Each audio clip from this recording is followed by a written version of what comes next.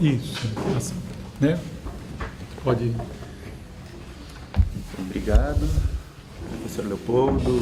Bom dia a todos que estão aqui, que estão nos assistindo online. Primeiro, agradecer o convite do Leopoldo, autor, psicanalista que eu admiro.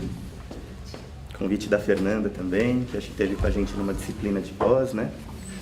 Eu, na verdade, estou no pós-doc, supervisionado pelo professor Daniel Cooperman, aqui na clínica.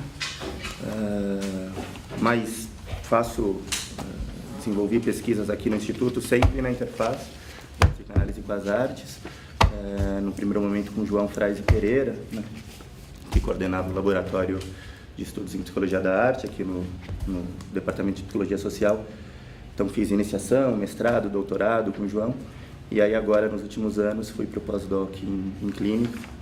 Então eu vou falar um pouquinho do meu percurso a partir desse recorte que eu fiz. Eu tenho quanto tempo? 20 minutos, 30? Isso, uns 20 minutos, 20. Assim. Tá, então vou provavelmente dar uma boa apressada. Quando a Fernanda me convidou, né, eu disse, eu não trabalho propriamente com a escrita do caso, com um caso clínico, né? Mas as minhas pesquisas que se propõem a pensar a interface da literatura, da ficção com a psicanálise, talvez traga elementos para a gente poder pensar isso, né? Então, a minha fala aqui, e eu vou certamente passar de forma um tanto apressada por cada um desses temas que demandariam um maior aprofundamento, mais calmo. Muitas dessas questões vocês, né, na pós-graduação certamente conhecem, mas eu pensei em 3 movimentos aqui, né? Primeiro, então, comentar um pouquinho os primeiros movimentos de Freud, né? Desde que toma contato com Charcot, lá na Salpêtrière, em 1885, até a publicação dos estudos sobre a histeria e aquele período que antecede a publicação da interpretação dos sonhos. Então, pensar esse primeiro movimento, trazer alguns aspectos desse primeiro movimento. Um segundo recorte, comentar alguns textos que o Freud dedica à literatura, ao trabalho dos escritores, às artes, para discutir o que eu chamo de postura ambígua que o Freud mantém em relação às artes, à ficção, a esse tema, né? E um terceiro movimento, esse provavelmente não vai dar tempo de abordar aqui, mas eu deixo, enfim, o canal aberto e publicações que diz respeito ao meu pós-doc, em que eu, a partir dessa fundamentação teórica, metodológica, trabalho a obra do cineasta Eduardo Coutinho, um documentarista, cuja obra problematiza, né, a mera dicotomia entre realidade e ficção, enfim, e pensar analogias entre o trabalho do Coutinho e a clínica psicanalítica, né? Mas acho que foi o tema da disciplina lá de pós. Bom, então, acho que desse primeiro momento, né, em que o Freud concorre à bolsa lá para estagiar, para viajar a Paris e toma contato com o trabalho do Charcot, aquele encantamento, né, a gente vê nas biografias do Freud, nas correspondências, o quanto ele nutre um encanto por essas figuras, Charcot, Breuer, o Fliess, né, quer dizer, e então Freud toma contato com a forma do Charcot trabalhar com a histeria, né, e aí vocês devem saber que a principal contribuição do Charcot é afirmar que, apesar da ausência de um referencial anatômico, né, relacionado a essa patologia, a histeria obedece a um conjunto de leis, não é? Quer dizer, então não é fingimento, não é exclusividade das mulheres e é produto de efeitos traumáticos, não é? Quer dizer, então isso que ficou conhecido como teoria do trauma, e a questão do trauma não só para o Freud, para a psicanálise até hoje, né, é super importante. Então a gente encontra aí origens nesse momento, né? Então Charcot vai dizer que o trauma criava uma espécie de fratura na consciência, de racha na consciência, né? E aí a consciência fraturada não daria conta de administrar, de representar em sua malha esses eventos traumáticos, né? Por meio da hipnose e algumas drogas, né? O Charcot ele reproduzia a regularidade do quadro histérico, né? Daí os eventos todos lá na Salpêtrière, tem uma série de filmes que dão conta disso, os rituais e tudo mais, né? Então, a hipnose seria uma espécie de reprodução temporária de um quadro que na histeria era permanente, né? Bom, Freud fica muito tocado com essas questões, intui já na Salpêtrière a presença recorrente de temas vinculados à sexualidade, né? nos discursos, nas narrativas dos pacientes, o Charcot recusa essa articulação. A gente sabe que o Freud vai insistir nisso, o próprio Breuer, no primeiro momento, também recusa, né? Mas, bom, vai ser um ponto central aí de um pacto entre histeria e sexualidade que se coloca e que o Freud, com o Breuer, em 1893, depois 1895, vão reunir no que ficou conhecido como teoria da sedução, né? Então, quer dizer, esse trauma, esses eventos traumáticos de que o Charcot falava, Freud vai inserir a sexualidade aí, né? Quer dizer, então, traumas de caráter de cunho sexual, e aí toda a importância do atendimento do Breuer com a Ana O, muitos anos antes, né? Em 1880 a 1882, enfim, a história aí é bastante conhecida e bastante longa. Mas a partir do trabalho do Breuer, né, eles vão publicar lá no Comunicação Preliminar e nos estudos sobre a histeria o método catártico, né? Então, quer dizer, a teoria do trauma se acresce à teoria da sedução e eles propõem um método catártico que, muito grosso modo, né, vai dizer que por trás de um sintoma havia uma lembrança retida, né, de um acontecimento traumático, justamente por não conseguir se representar na malha, né, quer dizer, se processar na malha representacional.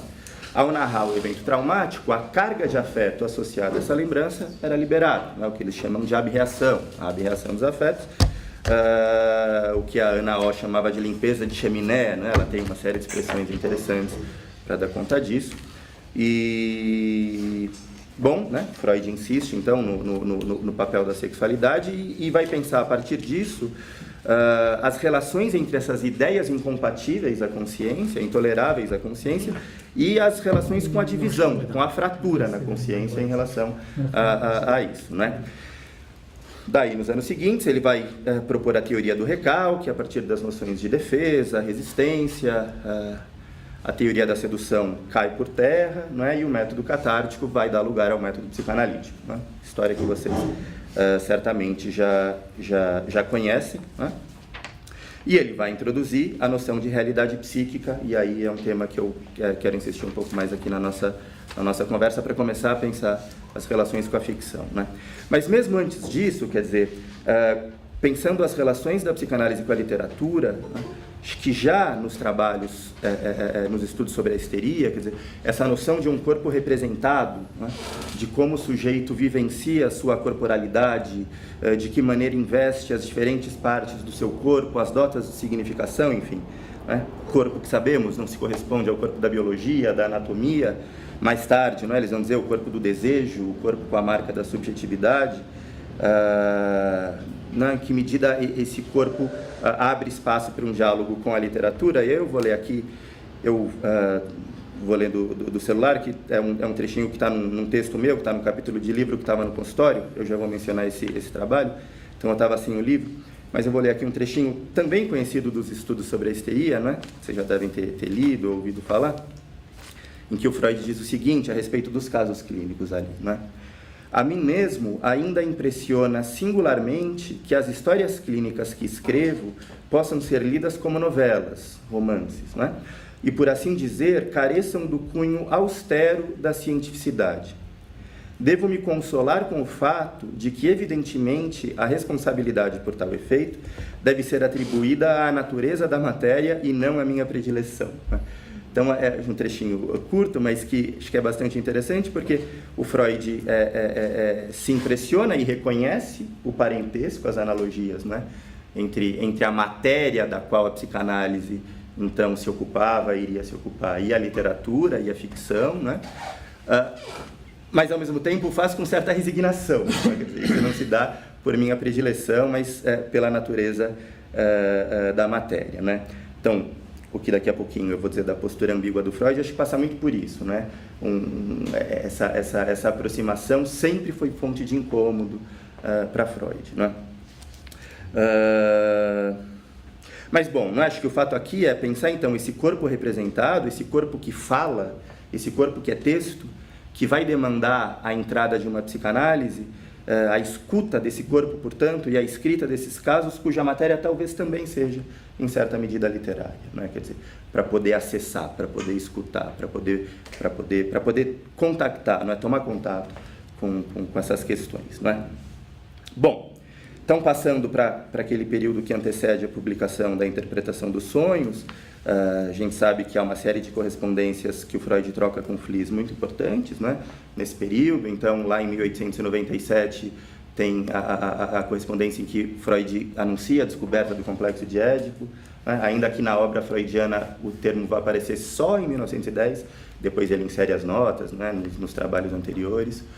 Mas a gente sabe que isso data de 1897. A célebre frase, não acredito mais em minha neurótica, né, que marca o abandono, portanto, da teoria da sedução e abre espaço para esse registro da realidade psíquica, portanto, uma realidade que não se corresponde à realidade material objetiva e o caráter traumático, né, quer dizer, não necessariamente também precisa encontrar um correspondente num evento da realidade material, da realidade objetiva. A entrada da sexualidade infantil, enfim, né? E aí um outro elemento que eu acho importante aqui para a nossa discussão, que eu vou passar também de forma um tanto apressada, pensando o complexo de Édipo, mas não só, não é Shakespeare, Goethe, quer dizer, uma série de recorrências na obra do Freud a figuras da literatura, da antiguidade clássica, míticas e tudo mais. O Jacques Rancière, né, um autor, tem, enfim, uma série de livros, mas num livrinho pequeno que se chama O Inconsciente Estético, acho um livro bastante interessante. Nesse livro ele vai dizer que o recurso do Freud a essas figuras, né, o Freud procurava biograficizar a ficção, né, com o intuito de universalizar suas descobertas, quer dizer. Então, eu pensaria aqui, né, uma crítica que se faz e eu faço, enfim, dos riscos de se aplicar a psicanálise, a teoria psicanalítica à obra de arte, né? Já vou trazer isso. Bom, mas aqui, nesses momentos, a recorrer à literatura, à antiguidade, para formular conceitos, Freud não está aplicando a teoria à obra, como faz, por exemplo, no texto dedicado ao Leonardo, do qual eu vou falar também daqui a pouco, né? Mas ele está biograficizando a ficção com o intuito de universalizar suas descobertas, né? Quer dizer, então acho essa uma ideia interessante e já vou voltar a ela. Que bom, então aí na publicação da Interpretação dos Sonhos, o famoso capítulo 7, em que essas ideias, né, que ele vinha formulando nesse período pós estudo sobre a histeria, lá na correspondência com Fliess, sobretudo, então esse aparelho psíquico, não é? Cujos estímulos externos vão se associar às marcas dos sujeitos, processo atravessado pelas fantasias, não é? Quer dizer, de modo que as experiências, as vivências, como eu dizia, não se correspondam necessariamente à realidade factual, material, mas elas se dão no âmbito do que Freud vai chamar de realidade psíquica, né? Instância essa que promove uma mediação entre o inconsciente e a realidade objetiva, né? Portanto, não há cópia da realidade, mas uma espécie de ressignificação, ressemantização, reconstrução, enfim, com o atravessamento das fantasias, né? E aí, nesse sentido, eu penso, retomando a expressão do Rancière, da biograficização da ficção, né, que a gente pode pensar numa espécie de ficcionalização das biografias, né? Quer dizer, à medida em que toda a biografia se constitui não enquanto ficção se confundindo com a ficção, acho que essa é uma distinção importante, né? Quer dizer, não se trata de tomar as instâncias como correspondentes, banalizando uma coisa e outra, mas como Coutinho, não é? O cineasta vai dizer, como um tipo diferente de ficção, se quiserem, não é? Mas tem uma correspondência importante, um diálogo importante com a ficção, não é? Então, enfim, nesse primeiro momento, nossa, acho que nunca falei tão rápido sobre essas questões. Se tiver rápido demais, vocês falem, a gente vai fazendo escolha. O seu tempo. Tá bom, eu tenho até 10h45, é isso? A gente tinha, né? A gente vai fazer assim, estende um pouco. Estendemos um pouco. Então vamos ficar mais... A Fernanda cuida do tempo. Bom, quando tiver uns 5 minutos, você me avisa. Não, tá bom. Tá? Deixa eu dar uma olhada. Mas, assim, né, acho que o ponto que eu quero ressaltar, né, quer dizer, desde a fundação da psicanálise, ou esse período que alguns autores chamam de pré-história da psicanálise, né, quer dizer, os anos anteriores à interpretação dos sonhos e tal, a relação com a literatura, com a ficção, parecia já se colocar, né, de forma importante, e na leitura que a gente faz, pelo menos, né, quer dizer, ou tomando essa passagem do Freud lá dos estudos sobre a histeria, uma relação que se coloca numa perspectiva de aproximação, de parentesco da psicanálise que rompe com o saber pré-existente para fundar o seu próprio lugar, né? Então, nessa medida, esse ultrapassamento dessa perspectiva médica, da fisiologia, da neurologia, vai dizendo, me parece, de uma aproximação, de um parentesco da psicanálise com a obra de arte, com a literatura, com a ficção. Bom, então, segundo movimento aqui, não é? Que diz dessa postura ambígua de Freud. Eu havia mencionado o capítulo que está num livro que reúne trabalhos dos pesquisadores do PSIA, né, o laboratório coordenado pelo Daniel Kuperman, foi lançado no fim do ano passado, o livro Psicanálise, Pesquisa e Intervenção, pela editora Zagodoni. O meu capítulo se intitula O Trânsito de Freud pelas Artes, Ambiguidades, Possibilidades e Limites, né?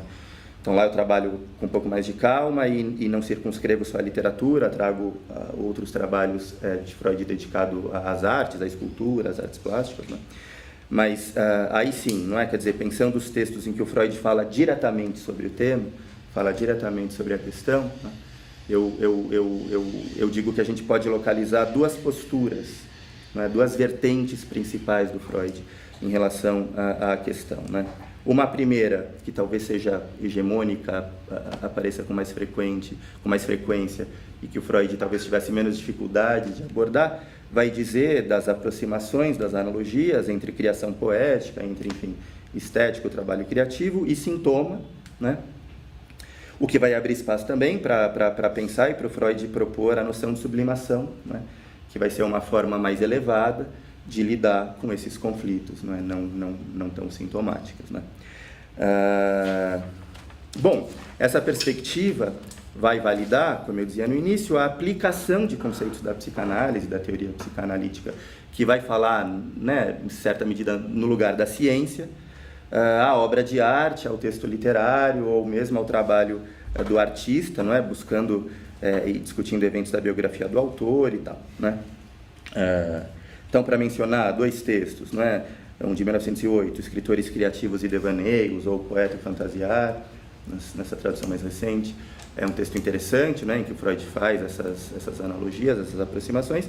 E o ensaio, não é? Quase que um livro, Uma Lembrança da Infância de Leonardo da Vinci, em que ele se vale, não é? Aplica esse método, quer dizer, da aplicação da teoria psicanalítica à obra do autor, se valendo da biografia e tudo mais, né?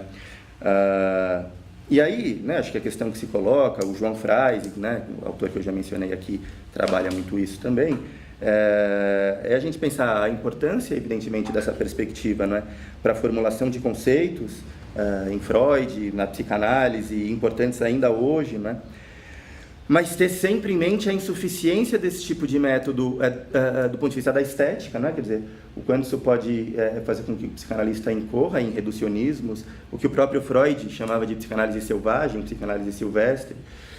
Os sentidos que a gente dá hoje para a questão selvagem e silvestre, não, que bom, né? Quer dizer, tem um resgate aí não pejorativo como o que o Freud fazia lá atrás, né? Então, sempre que eu falo desses textos, acho que é importante a gente colocar em perspectiva que a gente tem de hoje por isso, né?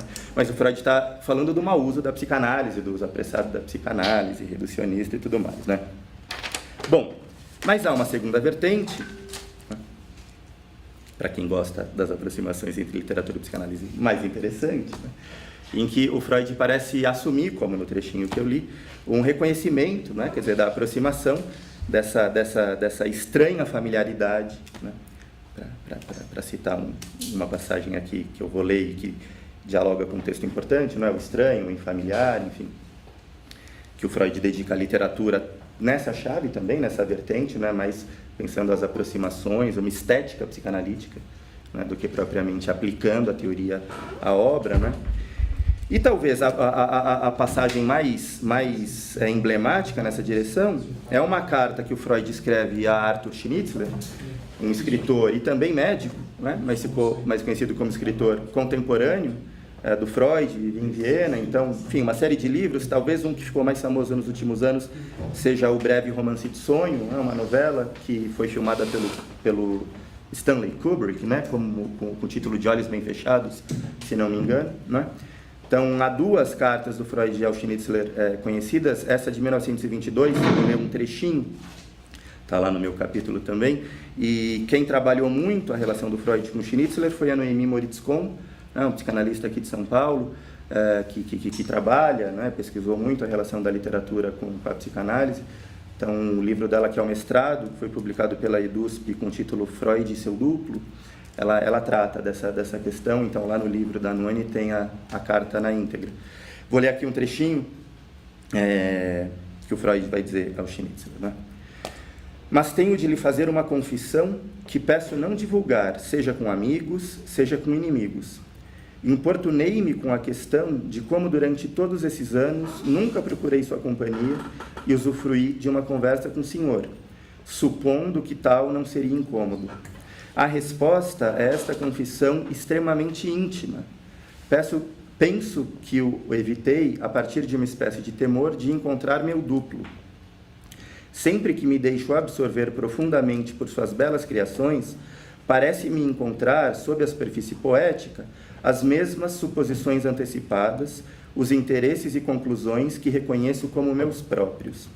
Seu determinismo e seu ceticismo, o que as pessoas chamam de pessimismo, sua profunda apreensão das verdades do inconsciente e da natureza biológica do homem, o modo como o senhor desmonta as convenções sociais de nossa sociedade, a extensão em que seus pensamentos estão preocupados com a polaridade do amor e da morte, tudo isso me toca com uma estranha sensação de familiaridade.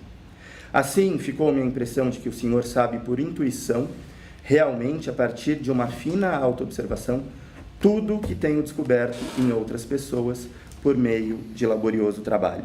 Eu não sei se conheciam essa passagem, não é? Que também acho muito interessante, não é?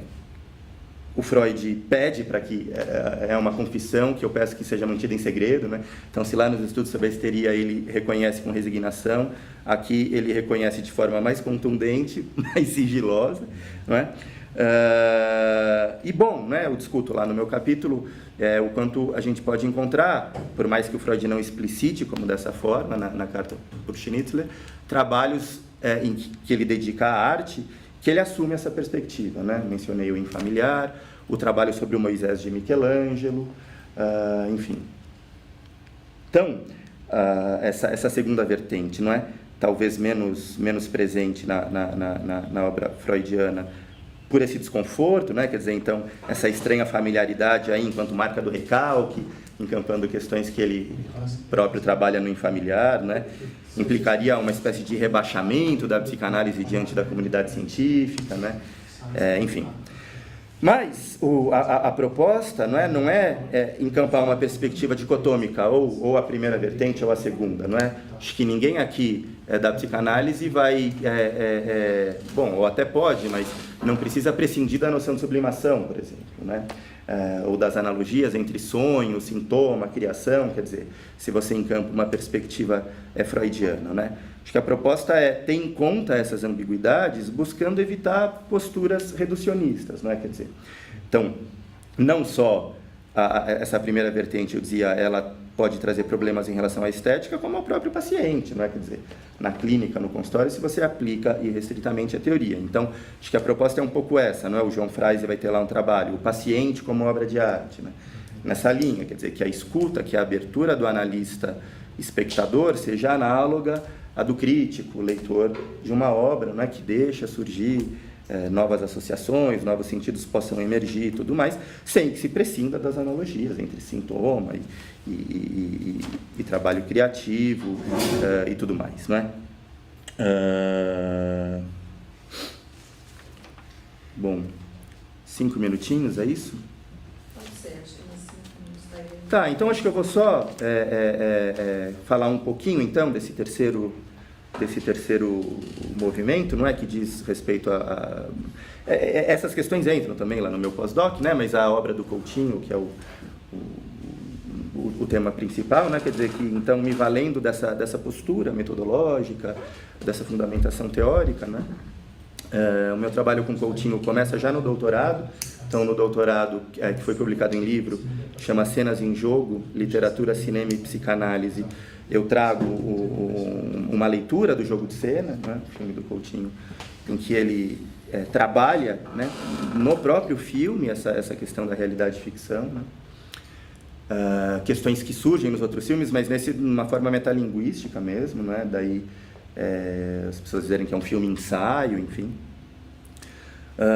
Mas, bom, então, essa modalidade de documentário, sobretudo na última leva do Coutinho, não é, que começa com Santo Forte, em 1999, e termina com Últimas Conversas, que foi póstumamente montado e lançado, né? O Coutinho faleceu em 2013, não sei se vocês sabem, tragicamente assassinado pelo filho, enfim, história bem trágica, ele quase que se tornando um personagem dos filmes dele, né? Mas, bom, então, nessa última leva, a gente tem filmes, basicamente, em que o Coutinho conversa com pessoas comuns e se haver com o que ele chamava de contingências impostas pelo real, né? Ele vai dizer, ele forjava uma espécie de prisão a si mesmo, né? E pensava essa prisão a si mesmo, essas contingências impostas pelo real, enquanto algo oposto à liberdade para criar que um filme de ficção, por exemplo, traz, não é? Mas é interessante porque, então, você tem aqui, não é, o Coutinho associando a prisão ao documentário e distinguindo isso do registro da ficção, mas ele vai dizer que justamente os imprevistos, não é, do que ocorre dessas contingências, né, vão dizer do novo, daquilo que emerge no presente da filmagem e que vão dizer da verdade da filmagem, né? Então ele vai dizer, a mim me interessava muito mais a verdade da filmagem, ou seja, esses restos, esses imprevistos, né, isso que emerge, isso que surge, do que a filmagem da verdade, como se fosse possível a filmagem da verdade, aí pensando uma perspectiva documental mais estrita, mais radical, que ele vai problematizar, né? Quer dizer, a realidade não é unívoca em sua manifestação, ela não pode ser esgotada pela escuta, pela câmera, enfim. Então, essa proposta de fazer da prisão libertação, né, levava ao que o Coutinho chamava de descoberta de personagens reais. Então, a partir desse encontro com pessoas comuns, que estavam lá falando da própria vida, ele diz, elas elaboram as suas vivências pela fabulação, né? Elas elaboram ficcionalmente as suas vivências, quer dizer. Então, são, né, lampejos do que eu tomo como mote para pensar as analogias com a clínica psicanalítica. Né, além do Freud, o André Green é o autor com quem eu tenho trabalhado bastante. Então, num primeiro momento, pensar o trabalho do negativo lá no Green, né? E aí, bom, não vamos ter tempo para falar do trabalho do negativo enquanto conceito, mas e aí pensar o negativo do cinema, não é? Então, quer dizer, essa revelação do negativo, né? E estou nesse momento terminando o pós-doc, mas o Green, não é? Não sei quanto vocês têm familiaridade com a obra dele, mas não é muito grosso modo, propor uma espécie de entrelaçamento, de articulação entre o que ele chama de intrapsíquico, né, que ele localiza a obra do Freud, quer dizer, então, os conflitos intrapsíquicos revelados, atualizados na transferência, né, entre o intersubjetivo, que ele vai colocar nos autores que trabalham com a relação de objeto, quer dizer, então, a contratransferência, o analista como objeto da transferência, e vai, partindo do Bleher, não é, pensar o enquadre dentro de uma lógica terciária que engloba essas duas dimensões, né? E o enquadre enquanto aparelho de linguagem, enfim. Mas o meu ponto é em que medida esse setting que o Coutinho constrói nos filmes dele, né, não dialoga com isso que o Green chama de lógica terciária, de aparelho de linguagem, e que diz dessa problematização da mera dicotomia, da mera oposição entre realidade e ficção. Então, só para fechar, não é? Digo que não trabalho diretamente com a escrita de casos, embora seja um escritor de ficção e gosto muito do trabalho de escrita, né? Mas o quanto pensar esse trânsito, esse diálogo entre realidade e ficção, biografia e ficção, enfim, pode trazer elementos para a gente pensar os dilemas, os desafios para a escrita do caso, né? Bom, é isso, obrigado, gente, possamos conversar. Queria agradecer ao Renato, né, Tadil, que trouxe uma apresentação para a gente, bem dentro da psicanálise, dialogando com Freud, né? Você falando me lembra uma frase que o Freud, tem que lembrar o texto, só que essa não é off, essa é esclarecida, ele diz assim, os literatos já disseram tudo que eu estou dizendo. O problema é que eles são irresponsáveis. Eles falam, eu tenho que provar cada tintim do que eu estou fazendo, né? Então, ele tinha, acho que você apresentou bem, chamando de uma certa ambiguidade, mas a compreensão disso que